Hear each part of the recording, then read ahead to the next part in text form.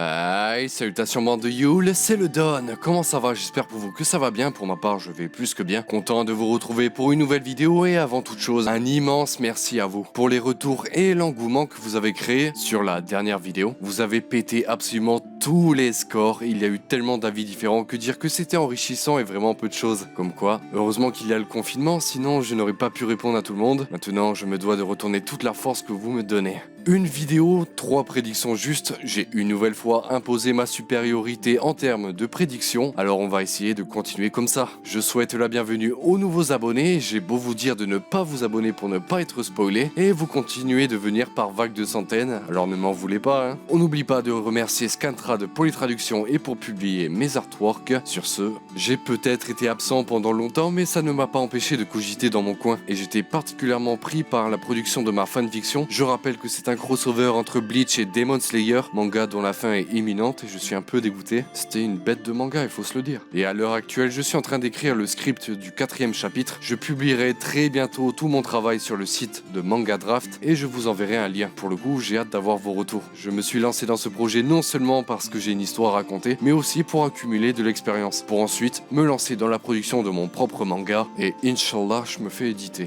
Sur ce, ne perdons pas de temps et commençons dès maintenant la review du chapitre 979. Comme je n'ai pas parlé de One Piece depuis longtemps, mon but est de proposer une vue d'ensemble et théoriser comme le bon oracle One Piece que je suis. Alors tout d'abord, je dois donner mon appréciation sur les choix de scénario que propose Oda, et je vais donc revenir sur ce qui a été proposé dans les précédents chapitres. En premier lieu, je dois dire que la capture de Momonosuke a eu du mal à passer, dans le sens où l'enlèvement aurait pu être évité de bien des façons. L'exemple le plus significatif, c'est tout simplement Law, Trafalgar Law, le bolo sable, et bientôt le bolosseur j'espère, qui aurait pu utiliser son pouvoir pour récupérer non sans mal le fils de Oden. J'enfonce peut-être une porte ouverte depuis longtemps, mais c'est important pour comprendre mon point de vue. Même si je n'aime pas la forme qui a été donnée à ces événements, ça ne reste pas moins intéressant. Momo est un ultra VIP. Bon, je sais pas si ça se dit, mais vous comprenez. Autrement dit, sa protection, lui comme sa sœur d'ailleurs, est l'un des enjeux de base de l'arc, et même d'une bonne partie de l'histoire depuis qu'on est dans le Nouveau Monde. Imaginez l'urgence de la situation. C'est comme si pendant la Seconde Guerre mondiale, l'armée allemande avait capturé des membres de la famille royale britannique,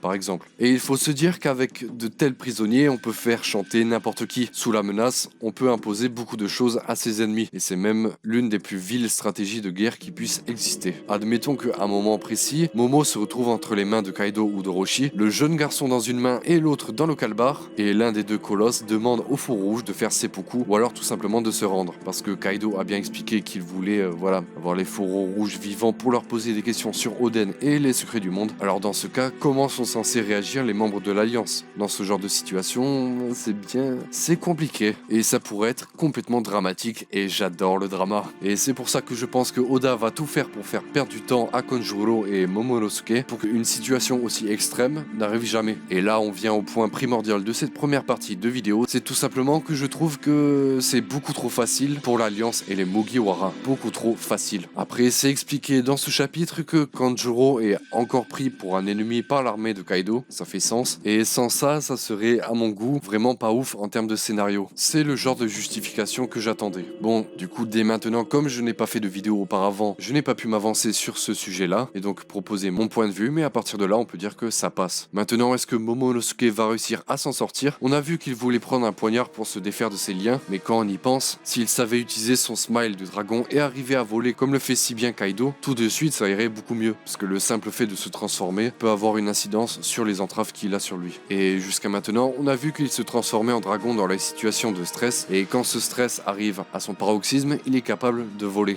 inconsciemment. Enfin, c'est arrivé une fois à Punk Hazard, à chaque fois c'est arrivé inconsciemment. Et ça, grâce à la détresse. Pour ce qui est de la maîtrise de ce pouvoir, c'est l'une de mes principales attentes concernant ce personnage. Je disais juste avant que c'était trop facile pour l'Alliance, il y a un autre point qui me fait penser à ça, c'est tout simplement l'échec total de la flotte de Kaido pour prévenir le QG de l'attaque imminente dans les précédents chapitres, et le motif qui a été donné, et je cite, ils sont sans doute trop occupés avec le banquier. Est-ce que j'ai besoin d'en dire plus?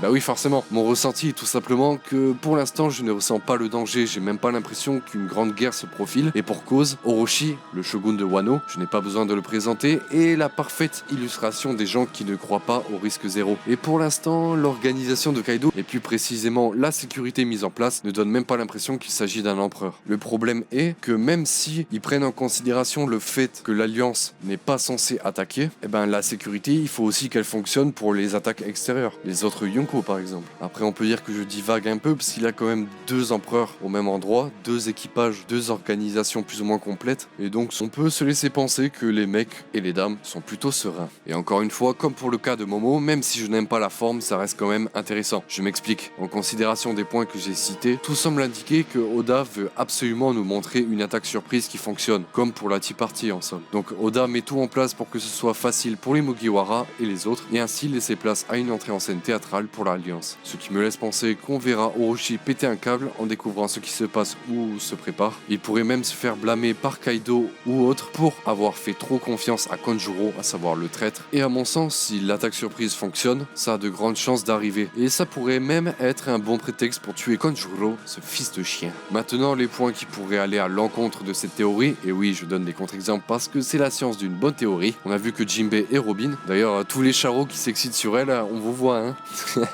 Et après je dis ça alors que j'ai fait un artwork juste pour elle. Me jugez pas. Bref, on a vu que les 2 darons de l'équipage étaient observés. Est-ce le fils de Kaido ou alors tout simplement un ninja? Nul ne peut le dire. D'ailleurs, tant qu'on y est, si les ninjas de Orochi sont à Onigashima, ça pourrait porter très rapidement préjudice à l'Alliance. Cela étant, Jinbei et Robin étaient observés. En parlant du fils de Kaido, les Tobiropo qui nous ont été dévoilés un peu plus dans ce chapitre ont été convoqués par Kaido himself pour retrouver son Bambang. Et pour le coup, si cette unité spéciale se balade sur l'île de Onigashima, ça va sans doute poser problème à l'Alliance. Cela dit, Yamato, donc le fils de Kaido, que ce dernier a présenté comme son idiot de fils, ça annonce déjà un petit peu la couleur pour ce qui est de leur relation. Et justement, Black Maria, qui est particulièrement en prêche, plus que Robin, a affirmé que ce serait compliqué de le retrouver. Et pourquoi ça? Parce qu'il évite son père? Parce qu'il est du genre à papillonner? Ce que je pense, c'est que l'annonce importante que va faire Kaido a non seulement un rapport avec les gentils, donc l'Alliance, mais aussi l'Alliance avec Big Mom. Leur plan qui consiste à écraser Luffy pour ensuite conquérir le monde, comme ça a été annoncé après leur bagarre. Et là, c'est le point le plus important de la théorie. Selon moi, c'est que tout simplement, Kaido veut officialiser l'alliance avec Big Mom en mariant son fils avec l'une des filles de cette dernière. Et par pure hypothèse, Yamato, en apprenant que Big Mom et son père ont sympathisé, a senti le coup du mariage venir et s'est barré parce qu'il ne veut pas être impliqué. Ça pourrait être intéressant d'avoir ce genre de développement pour ce personnage et en savoir plus sur quel genre de relation il a avec son père. On pourrait donc faire un parallèle avec la relation qu'avait Momo avec Oden. C'est une thématique qui a été placée à la fin du flashback quand justement Kaido voulait tuer Momo dans la tour qui prenait feu, et pourquoi pas avoir un rapprochement entre les 2 fils. Comme on ne sait pas où se trouve Yamato, on peut partir du principe qu'il est à même de rencontrer n'importe qui de l'Alliance, et ce totalement par hasard. Ou alors on peut admettre qu'il a joué au guetteur pendant un petit moment. Bref, tout ça, ça reste à voir. Quelle pourrait être sa réaction en découvrant qu'une attaque se prépare? Est-ce qu'il déteste assez son père pour ne pas intervenir, ou au contraire, est-ce qu'il garde un certain intérêt pour l'organisation dans son ensemble? Tant de questions qui restent à élucider. N'oublions pas la fin du chapitre avec Luffy qui n'a pas apprécié que l'on parle mal des habitants de Wano. Quand j'ai vu la case où on le voit avec son regard mauvais, je ne me suis pas dit qu'il allait péter un câble, enfin c'est beaucoup plus complexe que ça, mais qu'il allait se contenir. Même si le fait de péter des câbles pour ce genre de choses fait totalement partie de son tempérament, étant quelqu'un de particulièrement émotif, donc qui fait passer ses émotions avant la raison, c'est justement ça qui l'a amené à sa défaite contre Kaido. Même avec l'eau qui a essayé de l'arrêter, sa colère a pris le dessus et j'espère qu'il arrivera à se contenir. En même temps, il y avait un contexte particulier à ce moment-là. Luffy venait de voir son équipage littéralement atomisé par l'attaque de Kaido et en plus de ça a appris que Otama avait été attaqué par ce dernier. Donc pourquoi pas une petite prise de conscience. Et en l'état, pour ce qui s'est passé à la fin du chapitre, il lui en faut beaucoup plus pour péter les plombs au dernier degré seulement. Mais il se peut tout à fait que Oda a fait en sorte à ce que l'intrusion de l'Alliance se fasse non sans mal pour donner vie justement à une scène comme celle-là. Donc Luffy qui prend son rôle de King au sérieux, voire un petit peu trop au sérieux, quitte à gâcher le plan de la évasion. Mais le plus drôle quand même, ça reste Zoro qui s'est mis à le chercher. Donc quel genre d'endroit il va finir ce con? Comme l'alcool coule à flot, le mec va avoir du mal à retenir sa soif. En tout cas, si Luffy ne fout pas la merde, il y a de grandes chances pour qu'il se fasse reconnaître, sachant qu'il est très populaire et est connu particulièrement des hommes de Kaido dans la prison de Udon. C'est ma prison, t'as capté, c'est la prison d'Udon. Bon, je me rends compte qu'il y a plus de points qui mettent en déroute l'attaque surprise que de points qui vont en ce sens. Il reste plus qu'à voir si Oda va continuer à faire gagner du temps. Cela étant, mettre le chaos chez l'adversaire avec une attaque surprise est la meilleure chose qui puisse arriver pour gagner un certain avantage, même si chez cet adversaire justement il y a deux équipages de Yonko qui se sont alliés.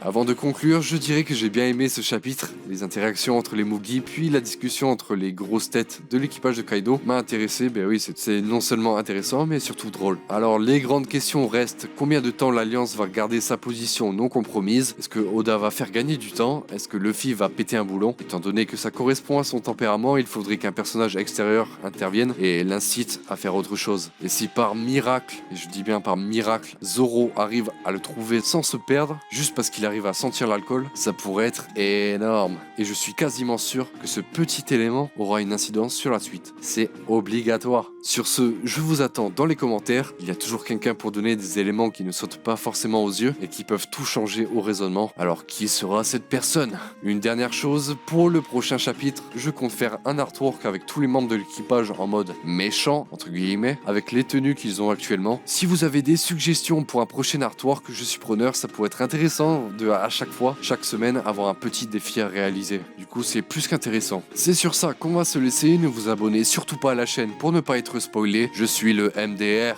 Maître Don Rico, plus connu sous le nom du Don, pour vous servir. Je sais pas si vous êtes au courant, mais Black Maria est plus fraîche que Robin. Allez, bon zoué, hein.